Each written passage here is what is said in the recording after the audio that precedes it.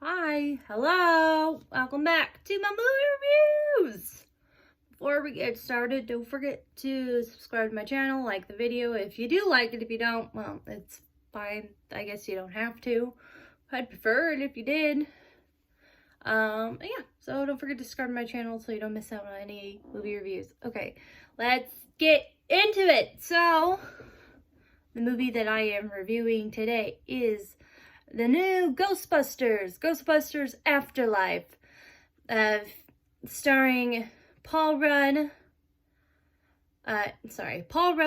Carrie Coon, Finn Wolfhard, and McKenna Grace. Did I say enough names for you? So let's get into it, shall we?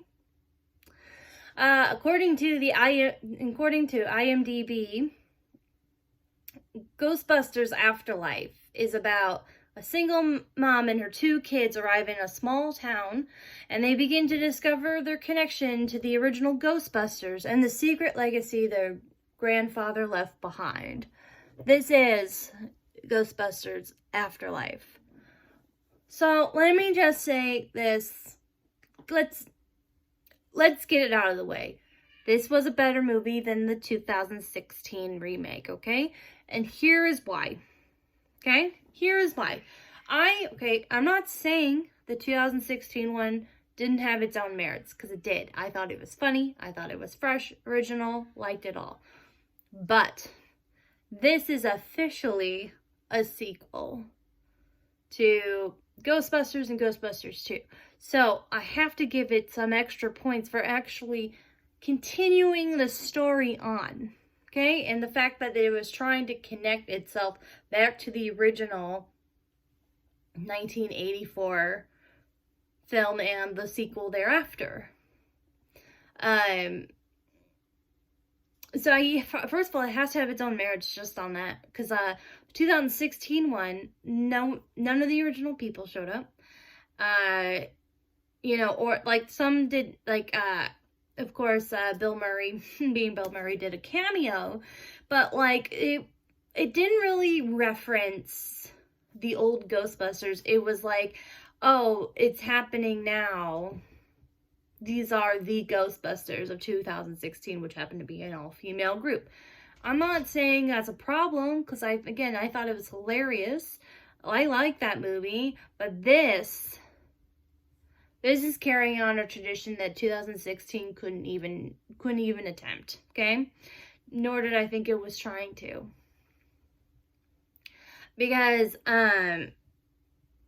this one, like I said, is heavily connected to the original Ghostbusters and Ghostbusters 2. To the fact is, what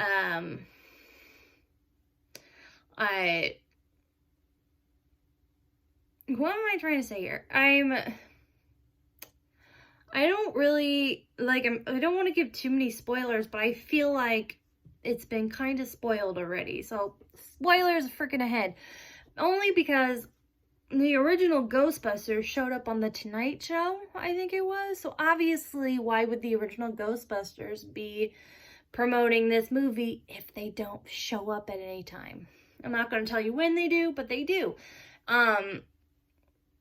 So what was really cool about this movie is not only was it trying to make that connection to the original movies, but it also tried to maintain the same type of dry comedy that was Ghostbusters from the original. Really cheesy, really cheesy jokes from McKenna Grace, what she was written. She plays the youngest daughter, Phoebe, who happens to she's a little weirdo. I mean, I don't want to say, she's nerdy. She's nerdy in, like, science. Just like her grandfather, there's apparently some contention there with the grandfather, because he just kind of got up and left. He left his family, left his friends, didn't talk anything about it. You figure out, it was his way of trying to protect everyone, but obviously he didn't go about it correctly. So there was a lot of hurt happening here, but I think ultimately it, you know, they eventually let go of all of that. And, you know, eventually you have to let go of the past and the things that have happened. And then you realize he was trying to protect them all, and that it's not that he didn't love his daughter at all, because he had a bunch of pictures and whatnot.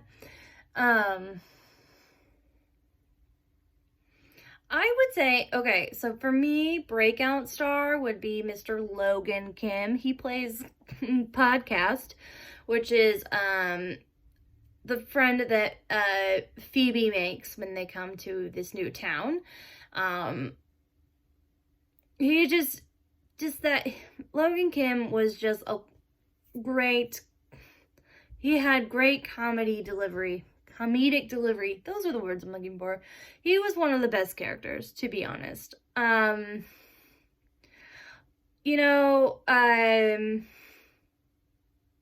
Paul Rudd also great, but Paul Rudd's also really good at that, like, dry comedy. And I just felt like everybody's, like, the dryness was there, and that's what you want with a Ghostbusters movie, because that movie was nothing but dry comedy. So, like, again, it's keeping the same vein of the originals with the same type of comedy, same type of mysteries, and then, of course, like, bringing back the original, you know, the gatekeeper and the keymaster, you know, to bring on end times or whatever. You know, it was just it was very nostalgic, which is why I think, like, a lot of the audience, you know, that's why the audience rating on Rotten Tomatoes is so high, because the audience love a good nostalgia movie. They love to feel like they've gone back in time and they're watching that movie from fresh eyes. And, like, reliving the same excitement you had for the original Ghostbusters. I honestly, so, like, I thought that Finn Wolfhard was gonna have a bigger role in this, and he's kind of, like, on the sidelines a little bit, like, here and there, but, you know, kind of felt like he was gonna have a bigger role, and he didn't. Being the kid from Stranger Things, I don't know, maybe it was just the way the trailer was, but I just thought, you know, it was one of those roles that was like, yeah, he needed to be there, but, like, he wasn't, like, I don't know, I was gonna say essential, but that's not, he wasn't, like, the most important. Like, on this list, like, the only reason he's one of the first 3 stars mentioned is probably because he's one of the most, more, is it memorable? That's not the word I'm looking for. More recognizable, which is how they always do this. But it's like, he's not really a main character. He's kind of like a side character in it. This movie is directed by Jason Reitman, which, if you don't know, Jason, he has directed a few movies, notably, Thank You for Smoking, Juno, Up in the Air, Young Adult. He's done a lot of good movies. So, I mean, had probably really good direction, I thought. And again, because he's the director of Juno, obviously the comedy is there, you know, like that he understood the assignment, as the youngins would say, you know.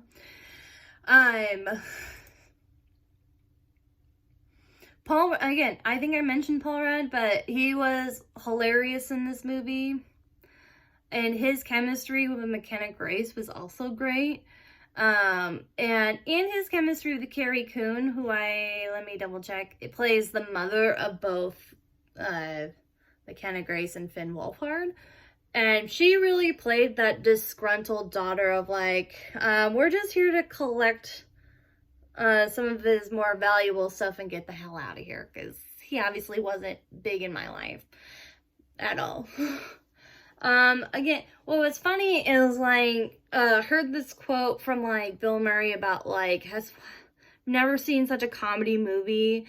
where people come out in tears. And the tears, and obviously is also a big tribute to the late Harold Ramis, who died, I think it was, I don't think it was 2016. That's not it. Hold on.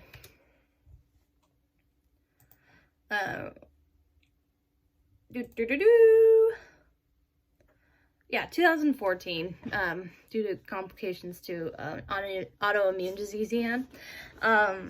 And so I know that, like, there was a lot of talk about, like, like, basically from Dan Aykroyd, because he's the original creator of Ghostbusters. A lot of the science that is in Ghostbusters comes from Dan Aykroyd. And some of the research he's done on his own about the paranormal, which is kind of cool. But they were really talking about, like, not doing another Ghostbusters without Harold on board, you know, and I think they were really trying to do it, and then, you know, Harold died, had passed away.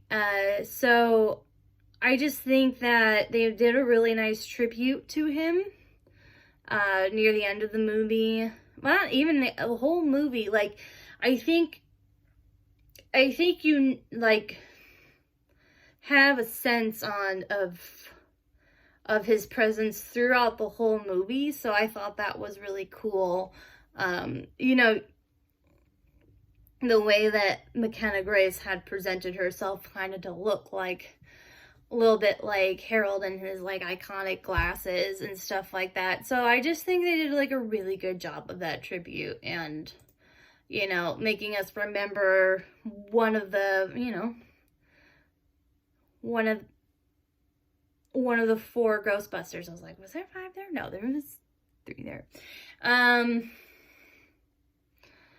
Yeah, I just thought this was a really fun movie. It was hilarious. Again, you can't really compare it to the 2016 one. The 2016 one, honestly, think of it as, like, it's its own thing. It's nowhere in the canon. It's not anywhere in the storyline. It is its own movie. Own separate movie that if they were ever, they could, if they wanted to, do a sequel to the 2016 one and still have nothing to do with the original, and probably would still be good. But this is a direct, Ghostbusters Afterlife is a direct sequel. And you know what? Yeah, it was like, what, I don't want to say 30, more than 30 years ago. Ugh. Almost, yeah, a little over 30 years ago that the original Ghostbusters came out, and this is when they decided to do another sequel. But now they are adding, you know, they're bringing in the new generation, which is always good to see. Even though the original Ghostbusters are still alive, and I have a feeling that the 3 of them will they'll continue to make cameos if they decide to make another sequel of this, or they'll continue to be involved in it. Yeah. Okay, so let's get into the rating. I honestly, this is a 4.5 stars for me. I just thought it was really good. There were some, like, moments that I didn't necessarily, like, enjoy. And not that I want to say enjoy, but, like, okay, everyone will know what I mean, was, like, when the Marshmallow Man showed up, like, it was funny, but at the same time, very creepy, and you're like, okay. I don't know if it goes with the feel of the movie, but we went for it, and you went for it. That's all I gotta say. But 4.5 stars, this is a great movie. I recommend you guys go out and see it. It is in theaters. I don't think it's streaming anywhere. It's a theaters only movie. So go out to the theaters, support your local movie theater. They probably need all the help that they can get now that, you know, theaters are opening back up, but maybe people are still not comfortable going out. Go out. It's fine. It's, you know, it's a good time, and this is one that you're gonna want to see on the big screen because it's just that good. Anyways, this was Ghostbusters Afterlife. Thank you for watching my video. I'll be back soon, maybe. I don't know. We'll see. But don't forget to like the video and subscribe to my channel and hit the bell so you don't miss out on any other movie reviews. Until next time.